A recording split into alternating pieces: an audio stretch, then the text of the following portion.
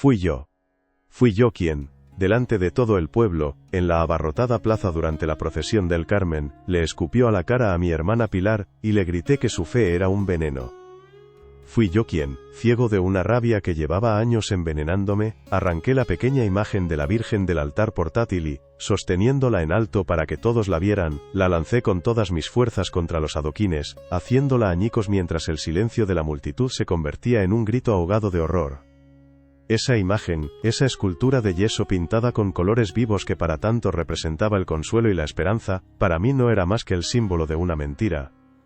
Y yo, en mi soberbia, decidí que era mi deber destrozar esa mentira en público, sin importarme a quién me llevaba por delante.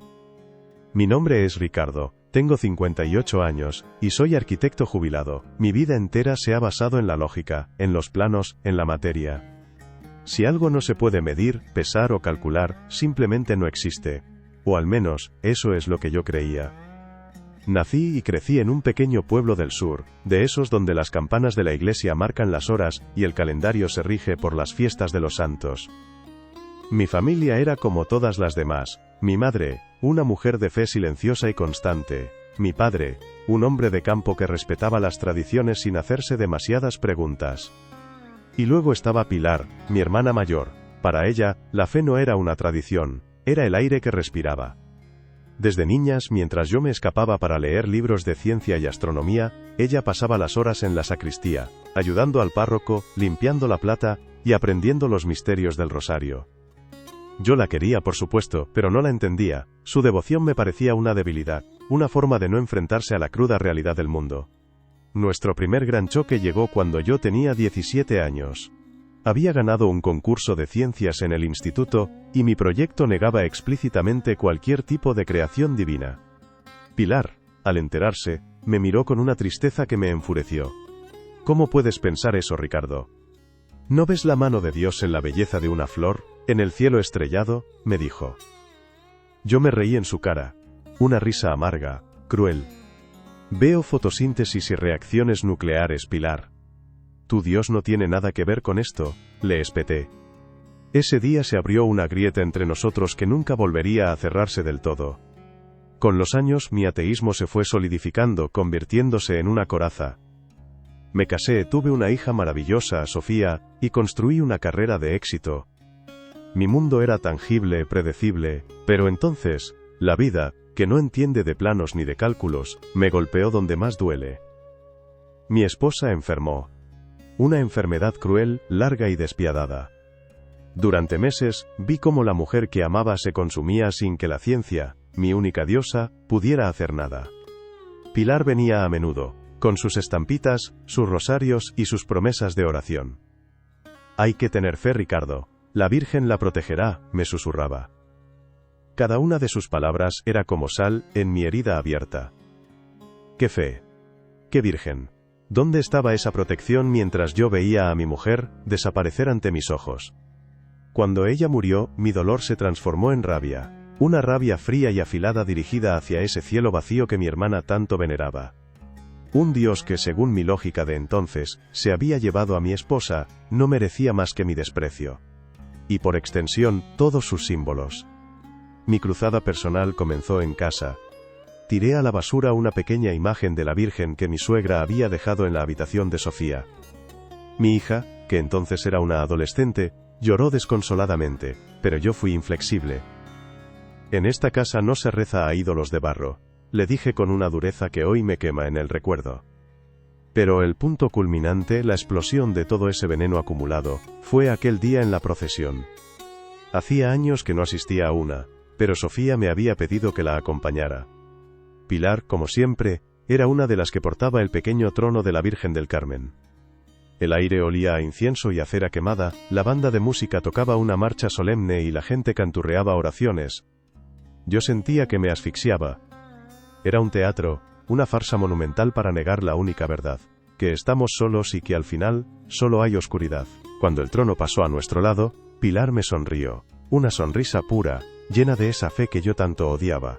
Me ofreció una de las flores que adornaban el anda, y en ese momento, algo dentro de mí se rompió. Vi en su gesto toda la condescendencia, toda la mentira que yo había combatido durante años. Le aparté la mano con brusquedad. «No quiero tu veneno», le grité. La gente se giró. El murmullo se apagó. Fue entonces cuando vi la pequeña imagen de yeso sobre el trono, con su manto azul y su corona dorada. Y toda mi rabia, todo mi dolor por la pérdida de mi mujer, toda mi frustración, se concentraron en ella. Avancé, apartando a la gente, subí los 2 escalones del altar portátil, la arranqué de su pedestal y la sostuve en el aire. El rostro de mi hermana era un poema de horror y de incredulidad. Y entonces, la lancé. El sonido seco de la figura al estrellarse contra el suelo resonó en la plaza como un disparo. Se hizo añicos. Pedazos de yeso pintado esparcidos por los adoquines. El silencio fue total, absoluto, por un segundo que duró una eternidad. Y luego, un grito ahogado, colectivo. Yo no sentí arrepentimiento. En ese instante, ciego de orgullo, sentí una victoria hueca, fría. Había destrozado su ídolo. Les había mostrado la fragilidad de su fe. Pero esa victoria, esa soberbia, era el principio de mi verdadera condena. Y también, aunque entonces me habría reído a carcajadas, el primer paso hacia mi salvación. Si esta historia, por dura que sea, ha despertado algo en ti, te pido que te suscribas al canal, que le des a me gusta a este vídeo, y que actives la campanita para no perderte cómo sigue este relato. Y por favor, me ayudaría mucho a sentir vuestra compañía, si me dejáis en los comentarios desde qué ciudad o país me estáis escuchando. Quiero saber hasta dónde llegan estas palabras. El silencio que siguió al estruendo de la imagen rota fue peor que cualquier grito. Fue un silencio denso, acusador, que se pegó a mi piel como el alquitrán. Vi a mi hermana Pilar arrodillarse, con un sollozo que no llegaba a ser sonido, y empezar a recoger los trozos de yeso como si fueran los fragmentos del hueso de un ser querido. La gente no me insultó, no me agredió. Simplemente se apartaron a mi paso, abriendo un pasillo de desprecio por el que caminé con la cabeza alta pero con el alma encogida. Mi hija Sofía me seguía unos pasos por detrás, no podía mirarme a la cara. Su silencio era el más doloroso de todos. En los días que siguieron, mi supuesta victoria se convirtió en ceniza. Me había convertido en un paria en mi propio pueblo. Las conversaciones se detenían cuando yo entraba en la panadería. Los viejos amigos cruzaban de acera para no tener que saludarme. Intenté refugiarme en mi orgullo, en la convicción de que había hecho lo correcto, de que había desenmascarado una farsa. Me repetía a mí mismo que la verdad duele, que yo era un valiente por atreverme a gritarla. Pero la verdad es que, por primera vez en mi vida, estaba completamente solo. La lógica y la razón, mis únicos compañeros, no ofrecían consuelo en las largas noches de insomnio. Mi casa, una obra de arquitectura de la que siempre me había sentido orgulloso por su diseño racional y sus líneas puras, de repente me pareció una tumba fría y vacía. La grieta con mi hermana Pilar se convirtió en un abismo insalvable. No volvió a llamarme. Si nos cruzábamos por la calle bajaba la mirada y apretaba el paso. Pero la herida más profunda, la que supuraba día y noche, era la relación con mi hija. Sofía no me recriminó nada, no hubo gritos ni reproches. Hubo algo mucho peor.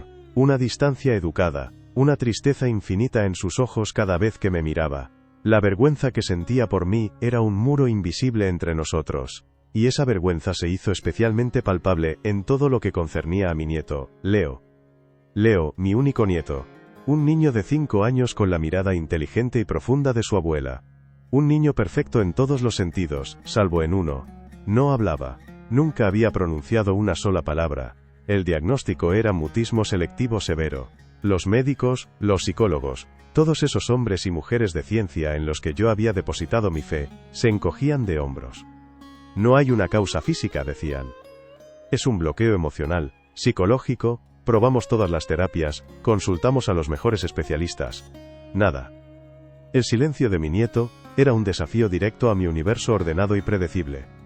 Era un muro contra el que toda mi lógica, toda mi inteligencia, se estrellaba una y otra vez. Mis visitas a su casa se volvieron un suplicio. Yo, el arquitecto que levantaba edificios, era incapaz de construir un simple puente de comunicación con mi propio nieto. Me sentaba en el suelo con él durante horas, montando construcciones complejas, dibujando planos de ciudades imaginarias. Él me seguía con la mirada, sonreía a veces, pero de su boca no salía ni un susurro. Veía el dolor en el rostro de Sofía, su desesperación creciente. Y me sentía el ser más inútil del planeta.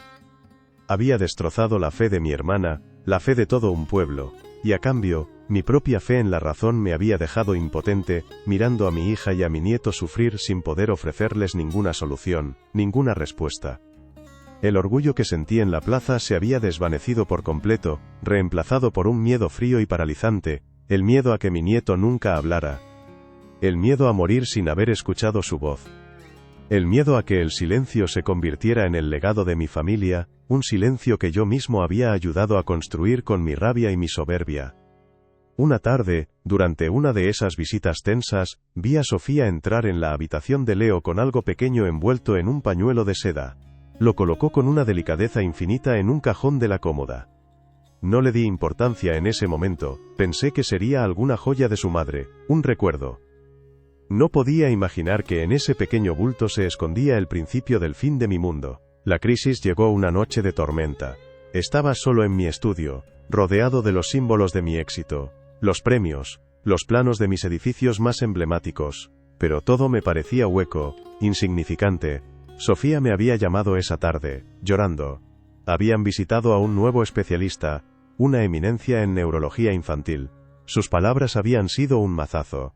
Hay que empezar a aceptar que quizás Leo nunca hable. Al colgar el teléfono, sentí que el suelo desaparecía bajo mis pies.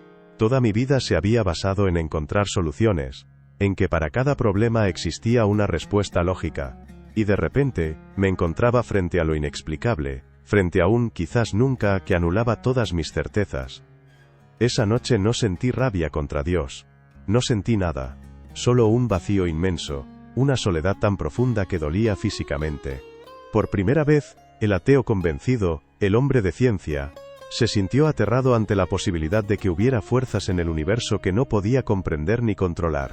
Estaba en el fondo del pozo, sin luz, sin respuestas y sin nadie a quien pedir ayuda. Es duro recordar esto, compartir esta oscuridad. Si sentís que este viaje, a pesar del dolor, merece la pena ser contado, os agradecería un me gusta, para hacérmelo saber. Y no olvidéis activar la campana, porque lo que sucedió después, lo que rompió ese silencio, es algo que todavía hoy me cuesta creer. Aquella noche, la tormenta que azotaba el pueblo no era nada comparada con la que rugía dentro de mí. La lluvia golpeaba los cristales de mi estudio como si quisiera romperlos, como si la naturaleza misma quisiera recordarme mi propia violencia. Estaba sentado en mi sillón de cuero, una copa de coñac en la mano, pero no bebía. Solo miraba el líquido ámbar, viendo en él el reflejo de un hombre derrotado. Las palabras del médico de Leo resonaban en mi cabeza, quizás nunca hable, quizás. Esa palabra, tan llena de incertidumbre, era un veneno para un hombre como yo, que había construido su vida sobre certezas absolutas. Mi lógica, mi razón, mi ciencia, todo mi universo de certeza se había hecho añicos, igual que aquella imagen de yeso en la plaza del pueblo. Caí en un sueño pesado, denso, un sueño de agotamiento y desesperación. Y en ese sueño, me encontré de nuevo en la plaza. Pero no había multitud, no había procesión, no había música. Solo silencio. Un silencio antinatural, como si el mundo contuviera la respiración. Estaba solo, de rodillas sobre los adoquines húmedos. Delante de mí, esparcidos, estaban los fragmentos de la Virgen del Carmen. El manto azul, un trozo de la corona dorada, la pequeña mano que una vez sostuvo al niño. Con una urgencia que no entendía, empecé a recogerlos. Quería unirlos, reconstruirla.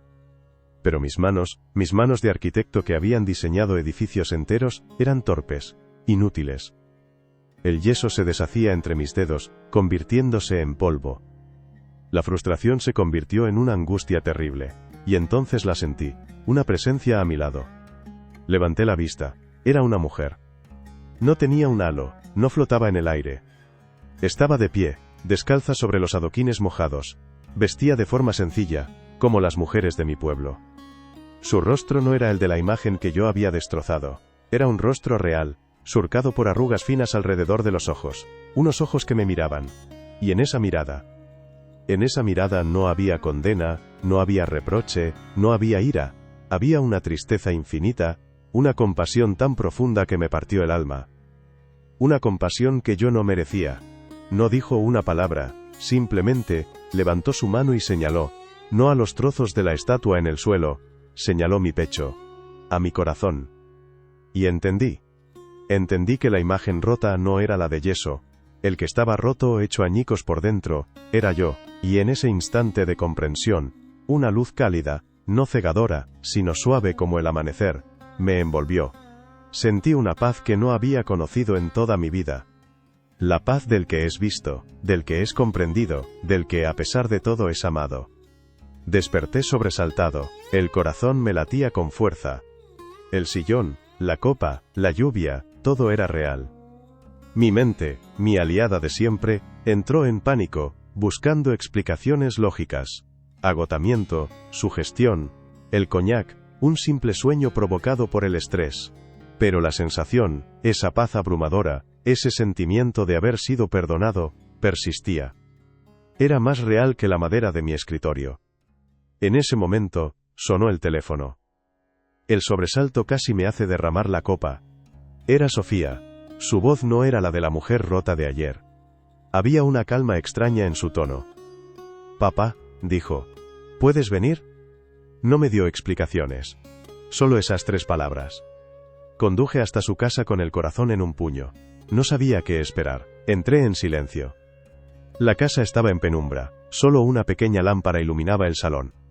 Sofía estaba sentada en el sofá, pálida, pero con una serenidad en los ojos que me desconcertó. Me hizo un gesto con la cabeza hacia la habitación de Leo. Me acerqué a la puerta, conteniendo la respiración y miré dentro. Mi nieto estaba sentado en el suelo, de espaldas a mí. La habitación estaba en silencio. Pero no era el silencio vacío de siempre. Era un silencio expectante. Leo tenía algo en sus manos. Me acerqué un paso más, y el aire se me heló en los pulmones. Era un trozo de madera pintado de azul. Un fragmento irregular, con una pequeña voluta dorada en el borde. Era un pedazo del manto de la imagen que yo había hecho añicos. El trozo que Sofía había recogido y guardado sin que yo lo supiera. Lo acariciaba con sus deditos, absorto. Y entonces, como si sintiera mi presencia, se giró lentamente. Sus ojos, los mismos ojos de su abuela, se clavaron en los míos. No había miedo, no había distancia. Había algo nuevo. Una conexión. Abrió la boca. Y por primera vez en sus 5 años de vida, una voz salió de ella. No fue un balbuceo. No fue un sonido gutural. Fue una frase. Una frase clara, perfecta, que atravesó 5 décadas de mi orgullo y mi ateísmo como un rayo.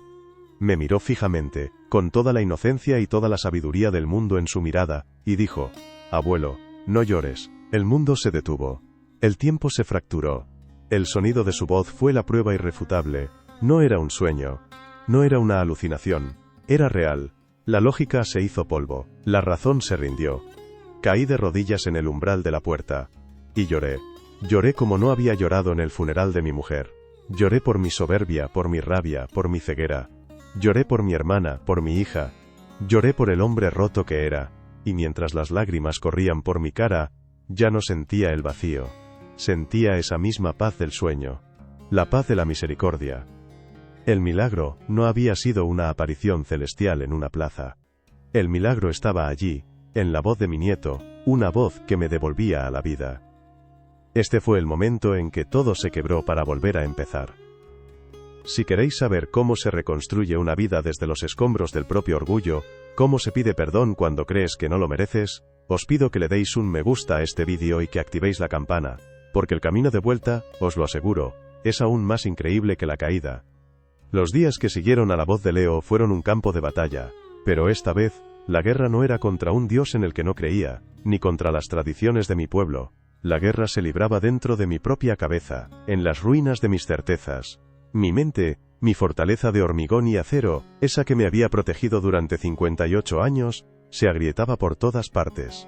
El arquitecto que había en mí intentaba apuntalar los muros de la lógica, pero cada intento era inútil.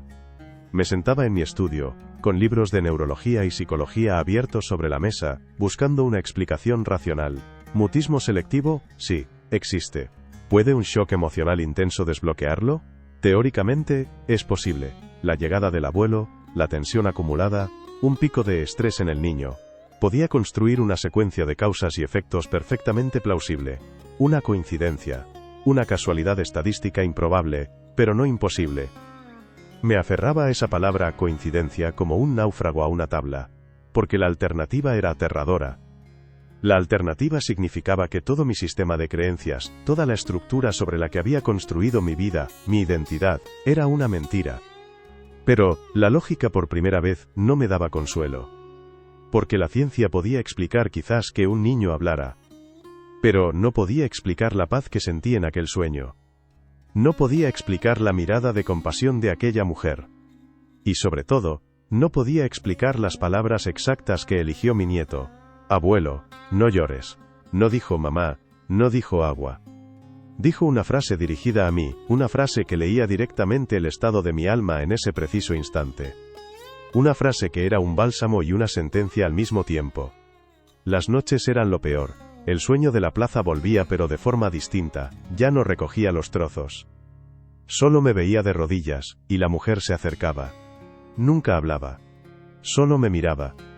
Y en sus ojos veía reflejada toda mi vida. Veía al niño que leía a escondidas libros de ciencia, al adolescente que se reía de la fe de su hermana, al hombre que culpaba al cielo por la enfermedad de su esposa, y veía, con una claridad que me quemaba, la escena de la procesión. Veía mi propio rostro, deformado por la rabia, veía el vuelo de la imagen por el aire, oía el sonido seco del yeso contra el adoquín, y sentía la vergüenza, una vergüenza tan física, tan pesada, que me despertaba con el pecho oprimido, bañado en sudor. ¿Cómo podía yo, el destructor, ser el destinatario de un milagro? No tenía sentido. El orgullo que me había sostenido durante tanto tiempo se había podrido, convirtiéndose en un veneno que me consumía por dentro. Durante 2 semanas evité a todo el mundo, apenas respondía a las llamadas de Sofía, que me contaba con una alegría desbordante cómo Leo no paraba de hablar, cómo descubría el mundo a través de las palabras. Cada una de sus frases felices era para mí un recordatorio de mi indignidad. Un día, sin saber muy bien por qué, mis pies me llevaron por las calles del pueblo. Caminaba sin rumbo, perdido en mis pensamientos, hasta que me encontré, casi sin darme cuenta, frente a la iglesia. La misma iglesia de la que había partido la procesión, el lugar de mi crimen. El sol de la tarde se reflejaba en el rosetón, creando un caleidoscopio de colores en la piedra. Sentí un impulso, una mezcla de miedo y una necesidad inexplicable. Empujé la pesada puerta de madera y entré. El interior estaba fresco y silencioso. El olor a cera, a incienso antiguo y a piedra me golpeó con la fuerza de un recuerdo de la infancia. Hacía décadas que no pisaba una iglesia, salvo para bodas o funerales. Mis ojos, acostumbrados a la luz, tardaron en adaptarse a la penumbra. Y entonces la vi. Al fondo, en una capilla lateral, estaba el altar de la Virgen del Carmen. La imagen que yo había destrozado no estaba, por supuesto. En su lugar, había una más pequeña, de aspecto más modesto, rodeada de flores frescas y velas eléctricas que parpadeaban. Me quedé paralizado en el pasillo central. Cada paso hacia ese altar pesaba una tonelada de vergüenza.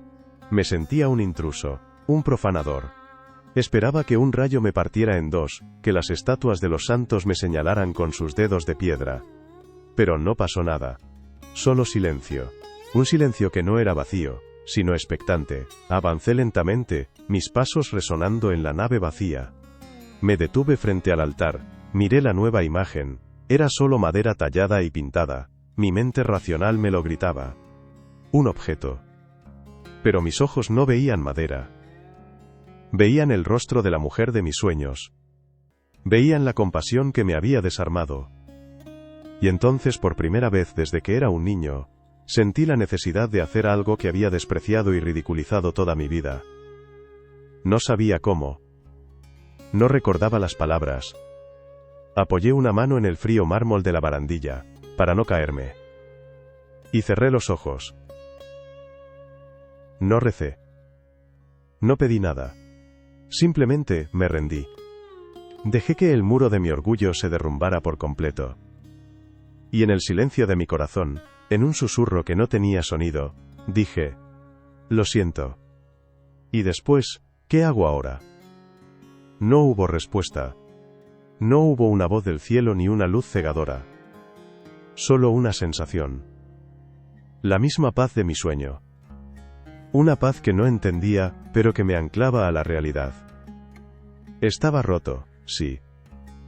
Pero por primera vez en mi vida, sentía que las piezas podían volver a unirse.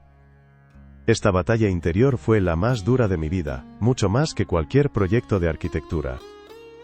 Si este viaje de deconstrucción y búsqueda de sentido te está aportando algo, te agradecería mucho que dejaras un me gusta en el vídeo y que actives la campanita, porque el siguiente paso fue, quizás, el más difícil de todos. Pedir perdón cara a cara. Al salir de la iglesia, el sol de la tarde me cegeó con acento agudo por un instante. No era el sol de la rabia ni el de la indiferencia. Era una luz limpia, nueva, como si viera el mundo por primera vez. Esa paz que había sentido dentro no se disipó al cruzar el umbral. Se quedó conmigo, una presencia silenciosa y cálida en mi pecho. Pero una cosa es encontrar un momento de claridad en la soledad de una iglesia vacía, y otra muy distinta es llevar esa luz al mundo real, al pueblo que había sido testigo de mi vergüenza. La noticia de que mi nieto Leo había empezado a hablar se extendió como la pólvora, y con ella, mi historia, mi supuesto delirio. Las reacciones no se hicieron esperar.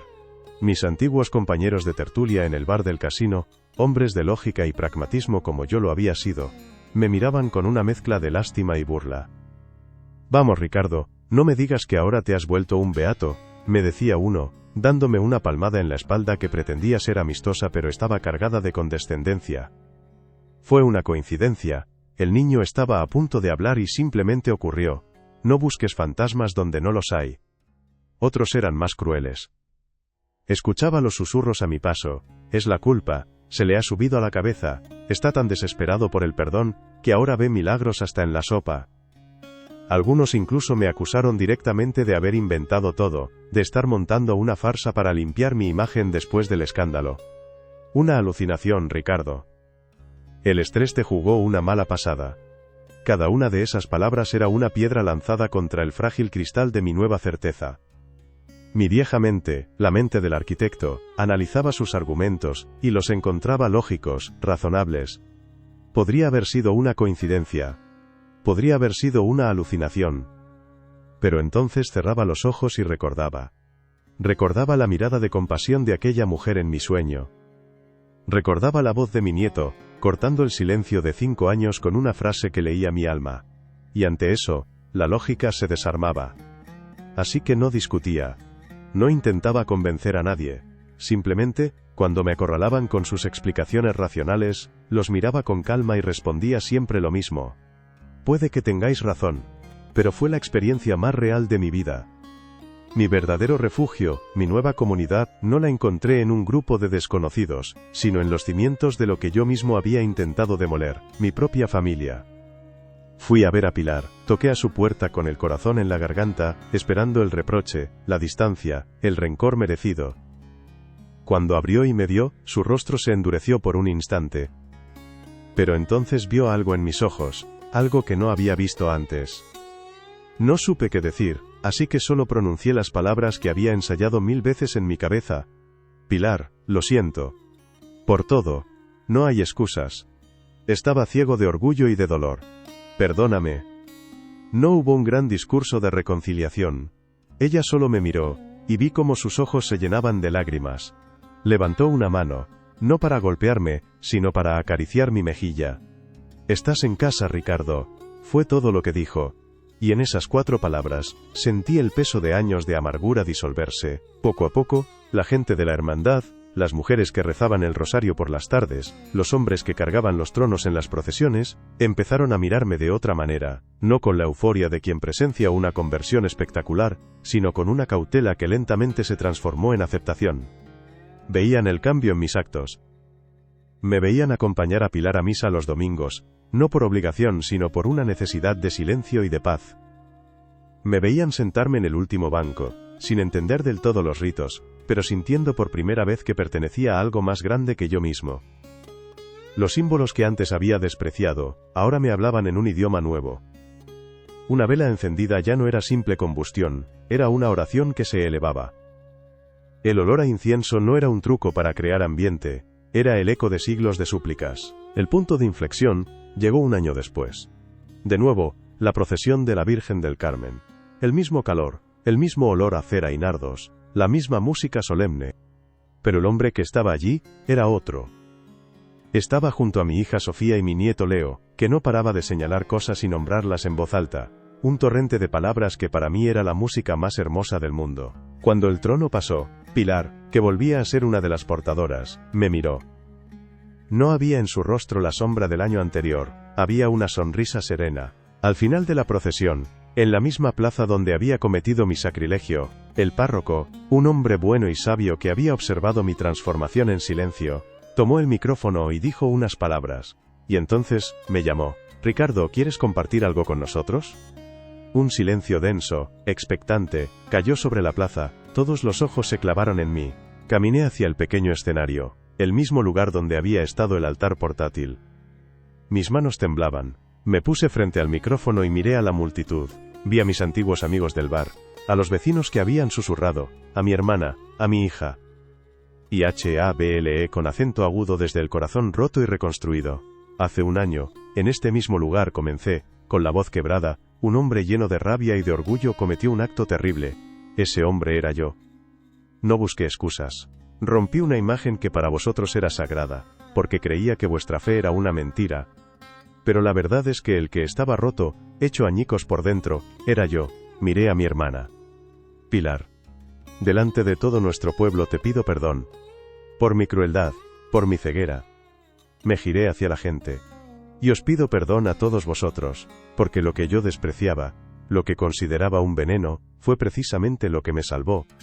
Les conté lo de mi nieto, les conté cómo la misericordia me había encontrado en el fondo del pozo más oscuro. Aquella imagen de yeso, no era un ídolo de barro, era un espejo. Un espejo que me mostró mi propia miseria, pero que también me reflejó una compasión que no merecía. Esa compasión, esa misericordia que vosotros llamáis María, fue la que recogió mis pedazos, y me enseñó a vivir de nuevo. Mi historia no es la de un hombre que cambió de religión, es la de un hombre que cambió de corazón. Es la prueba de que no hay orgullo tan grande que la humildad no pueda derribar, ni oscuridad tan profunda que una pequeña luz de misericordia no pueda iluminar. No se trata de dogmas ni de rituales.